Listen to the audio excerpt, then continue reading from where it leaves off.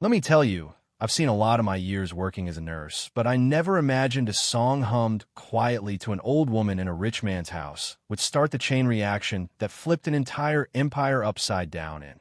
No, this isn't one of those tales where the butler falls for the lady of the manor. This is the story of how, in just a few months, a nobody like Kesha Williams ended up taking down the Peton family, not out of spite, but out of something bigger: dignity, justice, and just a touch of poetic payback. It all began, as these things often do, with someone in a suit telling me I didn't fit in. The sun was barely up that morning, light filtering through those million-dollar windows, when Rebecca, my supervisor, walked in with that rehearsed voice managers use when they want to fire you, but feel bad about it. "I'm sorry, but we have to make some adjustments to your work situation," she said, sounding like a robot. "The family has expressed concerns about cultural compatibility." I still remember the way my hand lingered on Mrs. Catherine Peton's frail fingers just dozed off to the old gospel lullaby I sang her every morning. "Cultural compatibility, huh?" I said, trying to keep my voice steady, even though inside I felt my heart crack a little. "And what exactly does that mean?"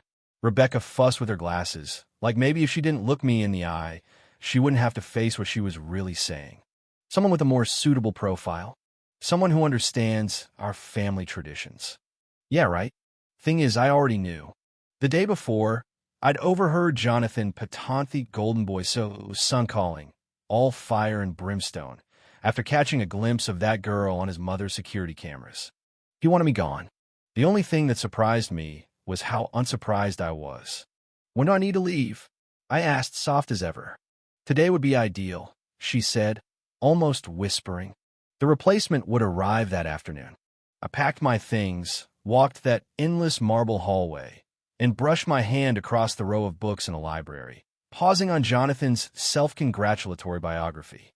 It always made me laugh, reading the part where he bragged about his uncompromising ethics. If only folks knew. See, while I was tending to Mrs. Catherine, keeping her spirits up and her medication schedule tight, I was also paying close attention. You learn things as a black woman in a white space show: to move quietly, how to listen.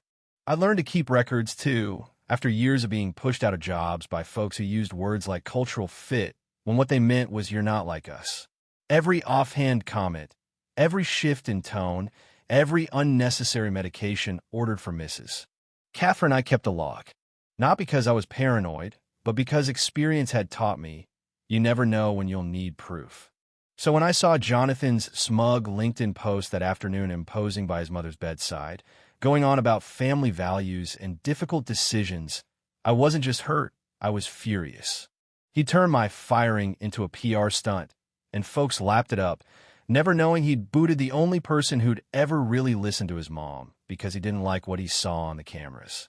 But what no one else knew, not Jonathan, not Rebecca, not the board, was that for months I'd been piecing together something much darker, a scheme so rotten it made my stomach turn. Mrs. Catherine's prescriptions kept piling up, half of them unnecessary, some downright dangerous. Pharmaceutical reps paraded through the house like it was their office, chatting up Jonathan, pitching new treatments. I checked every pill bottle, every script. I knew the signs: insurance fraud, plain and simple. The kicker? One day, Jonathan forgot to close his office door, and I caught him bragging to someone on the phone about maximizing benefits and splitting profits. His words, not mine. All those years Jonathan spent polishing his reputation as a business visionary never imagined a mere caregiver would be the one collecting receipts on his downfall. I call my sister's old friend Dr. Patricia Santos, now one of the sharpest federal prosecutors in the city. We met in a downtown cafe, the air thick with the smell of burnt coffee and nerves. "You have tapes?" she asked, eyebrows raised. I played her Jonathan's recorded phone call, the arrogance dripping from his voice as he talked about gaming the system, not caring that the person he called the old lady was his own mother. Patricia didn't say a word at first. Then she looked at me and said, "You know this is going to bury him, right?" I nodded, but I wanted to feel at first the way I felt, standing there getting fired for not being the right profile. Patricia grinned. "I like your style." Together, we put the whole thing in motion. We started with the media, Jonathan's own words, his interviews, his so-called business lessons broadcast on every social channel. Then came the avalanche. Recordings, financial records, evidence of kickbacks, you name it. Every piece lined up, every alibi shredded. Jonathan woke up the next week thinking he was on top of the world. His podcast on executive leadership was trending. He was being asked to speak at Harvard. The business press hailed him as an innovator. Then the FBI called. Mr. Peton, we need to talk about some irregularities. His face turned white as the headlines hit. Heir to pharma fortune accused of using mother in massive insurance fraud.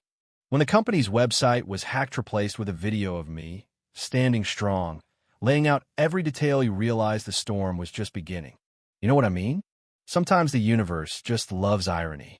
There I was, telling my story, not out of anger, but out of loyalty to Mrs.